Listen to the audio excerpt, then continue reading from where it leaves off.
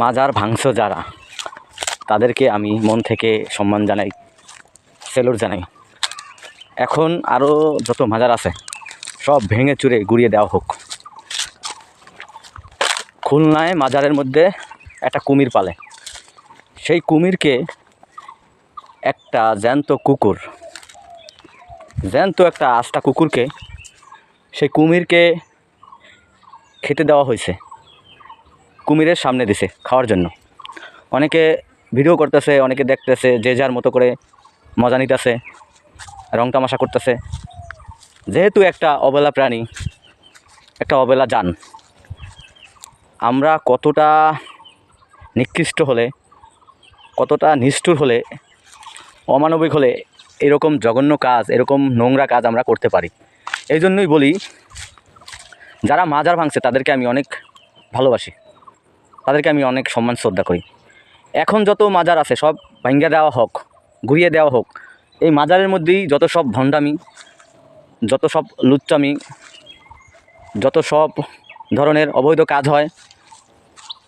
ওই কুমিরটাকে নাকি জ্যান্ত খাসি, গরু, মুরগি, হাঁস এগুলা খাওয়ানো হয়। এগুলা দেয় কারা? তাদেরকে অতি তাড়াতাড়ি গ্রেপ্তার করা হোক। তাদেরকে আমি নিন্দা জানাই, তীব্র নিন্দা জানাই। দেশে এত এত অ্যানিমেলস লাভাররা, আপনারা বসে থাকলে চলবে না।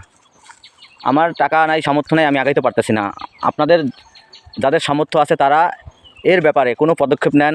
আপনারা একটু ট্যাংলি দয়া করে একটু দেখেন।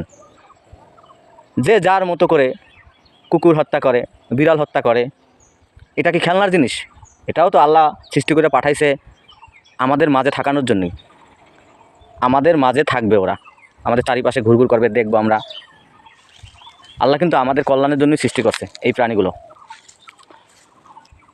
আমরা কতটা খারাপ, কতটা জঘন্য, নিকৃষ্ট, আমাদের আল্লাহ এই পৃথিবীতে পাঠাইছে শ্রেষ্ঠ জীব হিসেবে। আমরা নাকি পৃথিবীর সবচেয়ে শ্রেষ্ঠ প্রাণী মানুষ। তাহলে আমাদের কর্মটা কি? আমরা এসব কি করি? আমাদের ন্যূনতম জ্ঞান থাকা উচিত যে একটা প্রাণীকে, একটা অবলা প্রাণীকে আমরা এভাবে নির্যাতন করে মেরে ফেলি। আমাদের কি আল্লাহ এতটুকু বুঝ দেয় নাই, এতটুকু জ্ঞান দেয় নাই, বিবেক দেয় নাই? কেন আমরা ওদের প্রতি এত নিষ্ঠুর আচরণ করি, অত্যাচার করি, জুলুম করি? আমাদের তো আল্লাহ জ্ঞান দিয়েই পাঠাইছে এই পৃথিবীতে। আল্লাহ সবাইকে বোঝার তৌফিক দেখ, আমিন।